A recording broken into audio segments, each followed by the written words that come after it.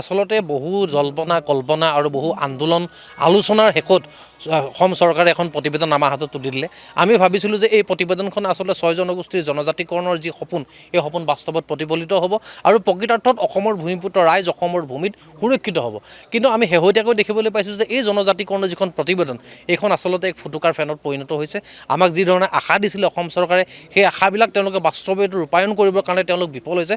আৰু মুখ্যমন্ত্ৰীগৰাকীয়ে বিভিন্ন সময়ত সংবাদ কৰ্মীৰ আগত বা সংবাদ মাধ্যমৰ আগত আচলতে 6 জনগোষ্ঠীৰ নেতৃত্বইহে আচলতে জনজাতিকৰণ বিচৰা নাই বুলি তেওঁলোকৰ যি ব্যৰ্থতা, সেই ব্যৰ্থতা ঢাকিবৰ কাৰণে চেষ্টা কৰিছে।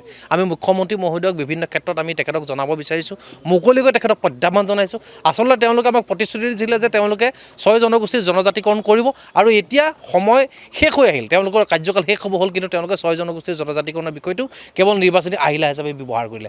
গতিকে আমি অত্যন্ত ক্ষোভেৰে আৰু দুখেৰে অহা 14 ফেব্ৰুৱাৰীত যিহেতু প্ৰধানমন্ত্ৰী ডাঙৰীয়া অসমলৈ আহিব, আমি আশা কৰিম যে তেখেতে ইয়াৰ আগত 14 চনত যেতিয়া অসমলৈ আহিছিল, আহি বঙাইগাঁও এখন সভাত কৈছিল যে তেওঁলোক শাসনালে 6 জনগোষ্ঠীৰ জনজাতিকৰণ কৰিব, কিন্তু তেওঁলোকে আজি 12 বছৰে নকৰিলে। আকৌ 14 ফেব্ৰুৱাৰীত তেখেত অসম ভূমিলৈ আহিব। এইবাৰ আমি ভাবিছোঁ যে তেখেতে 6 জনগোষ্ঠীৰ জনজাতিকৰণৰ ওপৰত নিশ্চিতভাৱে বক্তব্য ৰাখিব আৰু যদিহে বক্তব্য নাৰাখে তেনেহ'লে আমি ভাবিবলৈ বাধ্য হ'ম যে অসমৰ বিজেপি শাসনাধিষ্ঠ চৰকাৰখন ভূমিপুত্ৰ 6 জনগোষ্ঠীৰ খিলঞ্জীয়াৰ সপক্ষে নাই, তেওঁলোকে ইয়াৰ বিপক্ষে আৰু জনগোষ্ঠীয় ৰাইজে আগন্তুক নিৰ্বাচনত তাৰ উচিত প্ৰত্যুত্তৰ দিবৰ কাৰণে নিশ্চিতভাৱে ঐক্যবদ্ধ হ'ব।